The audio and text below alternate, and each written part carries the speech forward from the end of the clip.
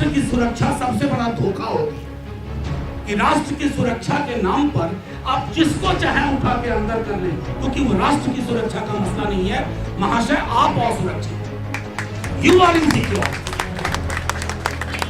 मैं तो जब लोग कहते हैं कि बड़े मजबूत प्रधानमंत्री हैं, तो यकीन मानिए इतनी बड़ी मेजॉरिटी के बाद इतना मजबूर प्रधानमंत्री मैंने नहीं देखा। अपनी सिक्योरिटी से परेशान, अपने हाव भाव, अपने चलने, उसमें इतने आत्ममुक्त हैं कि कोई आकर के ये कह दे कि ये चीटी तुम्हारे खिलाफ प्लान कर रही है अमेरिका में जाकर, मतलब फलाना कोई इसका इतना नहीं है, वो चीटी तक कोई यूएपी लगवा सकते, कहेंगे चीटी ने वेश बदला है, इसका आशय कुछ और था, या अमरावती में भी जाकर के वही बात।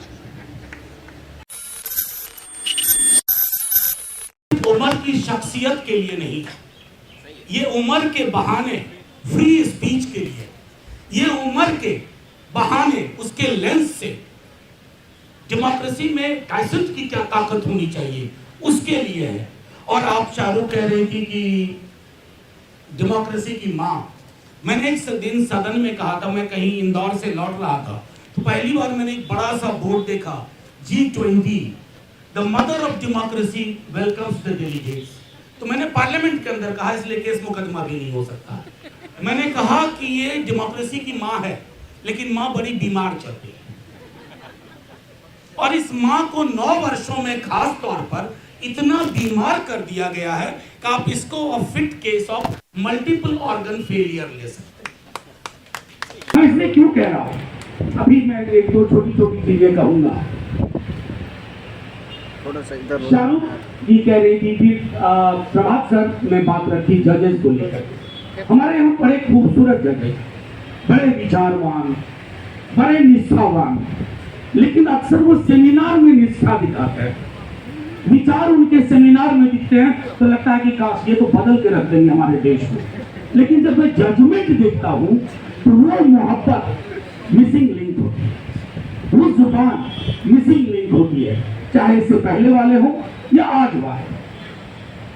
उमर या उमर के साथियों जितने भी हमारे, कोई चपुरा की बात करें, मीरान की बात करें, शर्जील की बात करें, इनका गुनाह है। मैं एक 14 तारीख को उमर ने रंजीत गुहा की ऑबिचुअरी लिखी थी, 14 मई को, मैं उसके एक अंश को पढ़ना चाहता हूँ। The present times are different and far less hopeful. But even in our times of rising authoritarianism and majoritarianism, when power seems to have turned the world upside down and inverted meanings of words and hollowed out languages, will do well to critically engage with Guha. This comes from Umar Khalid, sitting in jail, 1000 days. और मैं इसी दौर में एक और किताब पढ़ रहा हूँ, किताब का नाम सुनकर के सोचिएगा कि मैं प्रेरणा के लिए नहीं पढ़ रहा हूँ, मारिया रेसा की है, how to stand up to a dictator. इसका अपने वाले से कोई खास ताल्लुक नहीं है। बहरहाल मारिया रेसा की ओर से जो लिखा गया वो देखिए, quite in sync with Umar Khalid's language, and both of them don't know each other as far as I know. Democracy is fragile. You have to fight for every bit and every law, every safeguard, every institution, every story. You must know how dangerous it is to suffer even the tiniest cut. That is why I say to us all, we must hold the line. I don't have to repeat that line. All of you standing here, sitting here, are holding the line. And I must also tell you that your tribe is growing. Your tribe is growing. I can smell that copy of change. I can see that in the air. This is happening. And this is not happening because of us, Prabhat ji, or Ilyas Sahab, Gurmeher or Shahrukh. This is happening because you hold the line that things should be better. This 100, maybe next year when we meet this time, Umar would be here. Maybe we'll sit up with some other cause. लेकिन हम यहाँ होंगे, हम यहाँ इसलिए होंगे। और मैं जब कह रहा हूँ कि अगले साल, तो मेरा इस चुनाव से कोई ताल्लुक नहीं, मतलब ये टाइमलाइन में आ रहा है कि चुनाव भी होगा इसी वक्त, लेकिन मैंने चुनाव सोच करके नहीं कहा था, क्योंकि democracy is not only about election, unlike what my external affairs minister thinks. उनके हिसाब से 5 साल पूर्व चुनाव तो टर्की में भी हुआ अभी, अर्दोगान फिर से आ गए, अपने वाले अर्दोगान भी फिर से आना ना आना महत्व नहीं रखता है। Democracy is all about institution. संस्थाएं कैसा काम कर रही, विश्वविद्यालय कैसा काम कर रहे हैं, उन संस्थाओं से हमारी क्या अपेक्षाएं हैं जिनके पास हम पहले जाया करते थे। जैसा हमारे को पैनलिस्ट ने कहा कि लेजिस्लेचर में जब आपको परेशानियां होती है, एग्जीक्यूटिव टिरानिकल होता है, तो आप जुडिशियरी की ओर देखते हैं। लेकिन जब आपको लगे कि जुडिशियरी की ओर भी जिस निगाह से आप पहले देखा करते हैं, जुडिशियरी की वो निगाहें आपकी ओर उस तरह से आपको देखते हैं। हमारे यहाँ कहते थे जस्टिस डिलेड, जस्टिस डिनाइड। आप सोच के देखिए, उमर रिहा होगा, तमाम वो लोग रिहा होंगे, क्योंकि आरोप एसेंशियली किया है यूएपीए के थ्रू नेशनल सिक्योरिटी। मैं अवतार सिंह दास को स्मरण नहीं करना चाहता कि राष्ट्र की सुरक्षा सबसे बड़ा धोखा होगी, कि राष्ट्र की सुरक्षा के नाम पर आप जिसको चाहे उठा के अंदर कर लें, क्योंकि वो राष्ट्र की सुरक्षा का मसला नहीं है महाशय, आप असुरक्षित, यू आर इनसिक्योर। जब लोग कहते हैं कि बड़े मजबूत प्रधानमंत्री हैं, तो यकीन मानिए इतनी बड़ी मेजॉरिटी के बाद इतना मजबूत प्रधानमंत्री मैंने नहीं देखा। अपनी सिक्योरिटी से परेशान, अपने हाव भाव, अपने चलने, उसमें इतने आत्ममुग्ध हैं कि कोई आकर के ये कह दे कि ये चीटी तुम्हारे खिलाफ प्लान कर रही है अमेरिका में जाकर, मतलब फलाना कोई इसका इतर मनी नहीं है, वो चीटी तक पे यूरोपीय लगवा सकते हैं। कहेंगे चीटी ने वेश बदला है, इसका आशय कुछ और था, या अमरावती में भी जाकर के वही। तो मेरा आशय सिर्फ ये है कि when we hold the line, दिक्कतें अभी और आएंगी। अभी आपने देखा होगा कि लॉ कमीशन के थ्रू इन्होंने कहवाया कि सेडिशन लॉ में और सजा बढ़ाने का प्रावधान होना चाहिए। ये किसके लिए है? जो आर्थिक मुकदमे में ना फंसे, ऐसे एक्टिविस्ट, ऐसे पॉलिटिशियन जिन पर पैसे का कोई धोखाधड़ी का आरोप न लगे, उनको इसमें धकेल दो। और बड़ा आसान है, जब रिवाज ये हो जाए कि प्रधानमंत्री इज इक्वल टू राष्ट्र, तब तो साहब आलोचना सुबह शाम होगी, तो आप उसको राष्ट्र की आलोचना कहेंगे।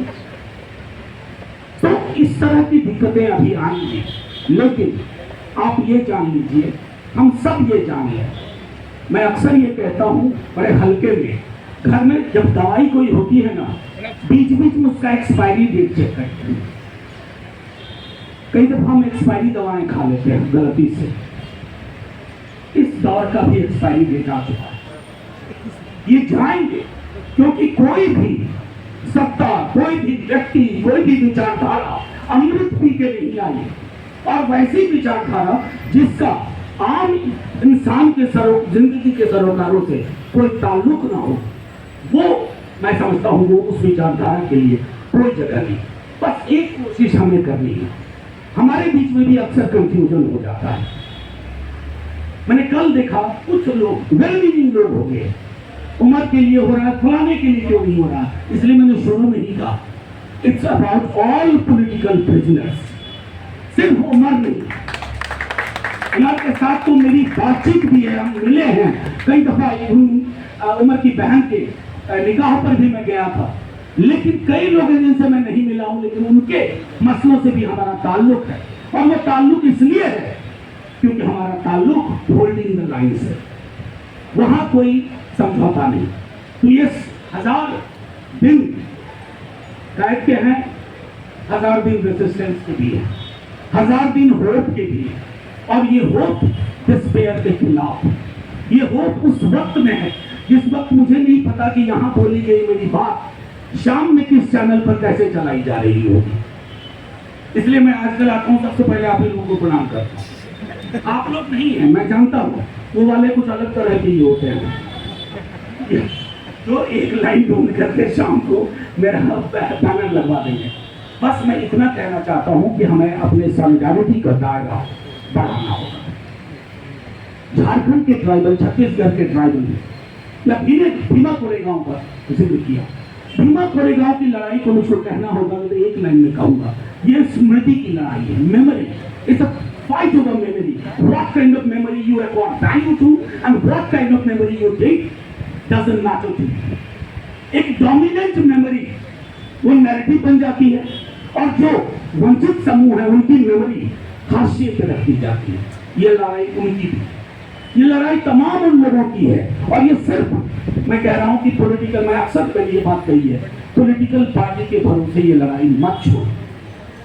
It is too precious, too important to be left only to political party. Political party को चुनाव लड़ना है, political party चुनाव लड़ने में अंगलित लगाती है, लेकिन आपके पास खुला आसमान है मनोविज्ञान का, रसायन का, राजनीति का, समाज का।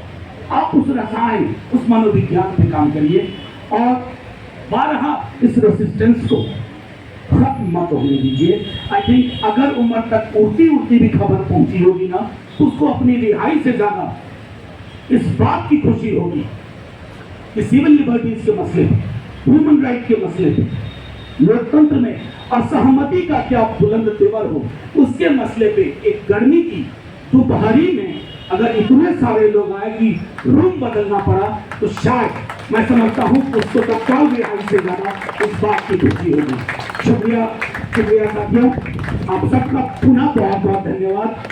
दिल खुश हो गया, प्रेस क्लब में इतने सारे फेमिलियर चेहरे, वहाँ सीढ़ी पे ये तमाम लोग, आप ही को कह रहा हूँ अरिंदती जी, ये तमाम लोग इस बात की तस्दीक करते हैं। बड़ा पुराना है लेकिन दमदार है। Mission fight, mission win. जय हिंद।